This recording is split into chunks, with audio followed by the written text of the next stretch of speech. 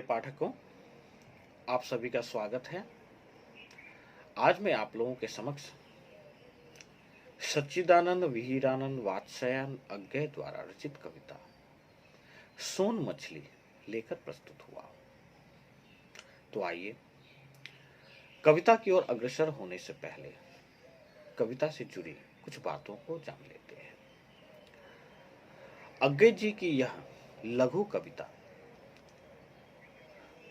1957 ईस्वी में लिखी गई है, जो कि प्रतीक रूप में लौकिक जगत के सौंदर्य ज्ञान के समक्ष कष्ट के लोप होने को दर्शाते हैं। मनुष्य जाति अपने नैन सुख के लिए छोटी सुंदर रंग बिरंगी सुनहरी मछलियों को कांच के पात्र में बंद कर के देखते हैं, चाहे वो उनके किसी कार्यालय, प्रदर्शनी क्षेत्र या फिर घर ही क्यों ना हो। इस मछलियों को देखकर हम सुख का अनुभव करते हैं, पर क्या वह बंद मछलियां भी ऐसा ही महसूस करते हैं? तो नहीं, वह छोटी सी मछलियां उस बंद कांच के पात्र में काफी दुखी रहती है।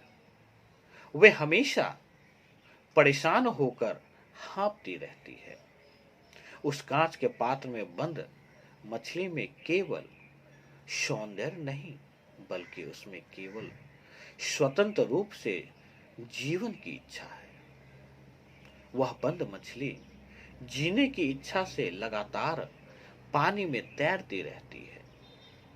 उस तड़पती और हाँफती मछली से हमें अर्थात मनुष्यों को केवल सौंदर्य ही नजर आती है। इस कविता के माध्यम से अज्ञे जी ने उस मछली के मार्मिक दशा का वर्णन किया है। इस कविता में आए हुए कठिन शब्दों को मैंने लाल रंग से दर्शाया है एवं उनके अर्थों को ठीक नीचे नीले रंग से दर्शाया हूं। कविता की ओर अग्रसर होने से पहले आप लोगों से गुजारिश है कि कृपया मेरे इस चैनल को आप लोग लाइक एवं सब्सक्राइब करें, ताकि यूं ही आप लोगों की सेवा करता रहूं। तो आइए कविता के पाठन एवं व्याख्यान की ओर बढ़ते हैं।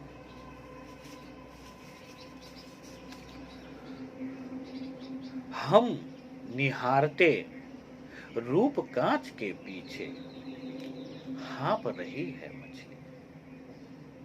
हम निहारते रूप कांच के पीछे हाँप रही मछली।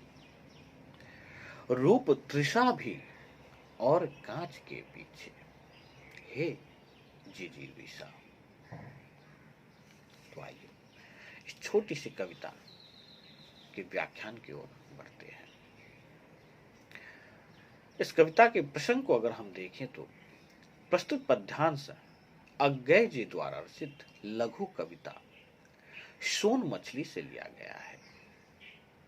कांच के पात्रों, बोतलों या टबों में बंद नन्ही मछलियां पानी में अनवरत चक्कर लगाती रहती है और इन रंग बिरंगी मछलियों द्वारा किए गए ऐसे गतिविधियां देखने वालों को बहुत अच्छी लगती है।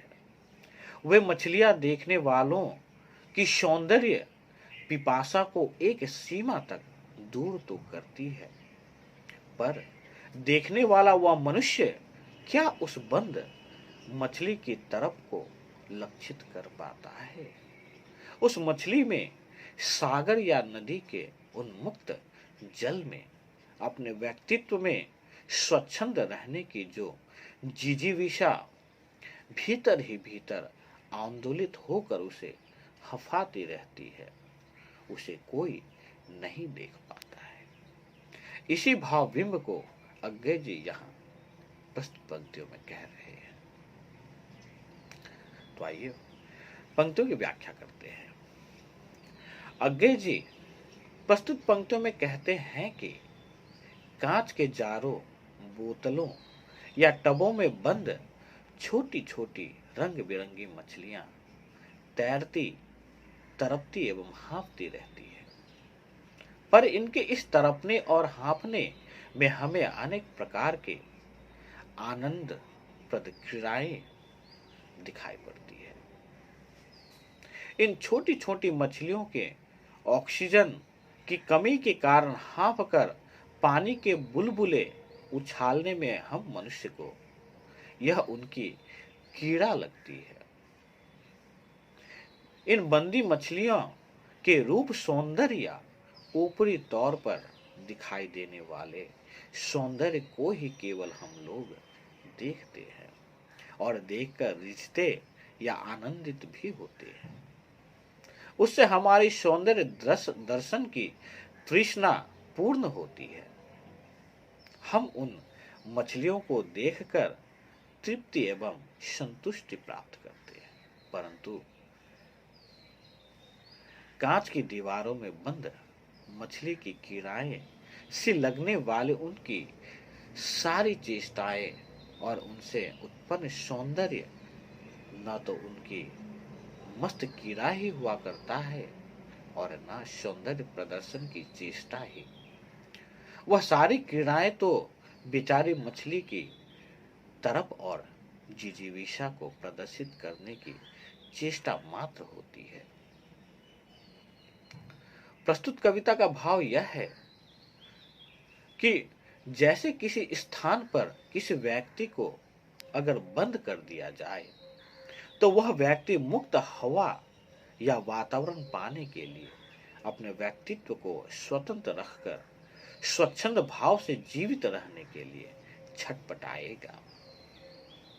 उसी प्रकार कांच के जार में बंद मछली भी जीवित रहने, स्वच्छंद विचरण कर सकने की इच्छा से उन्मुक्त वायु को तलाशती हुई जार में इधर उधर भागती रहती है, जिसे हमें मनुष्य क्रीड़ा समझकर आनंदित हो अपनी सौंदर्य की प्यास को शांत करते हैं।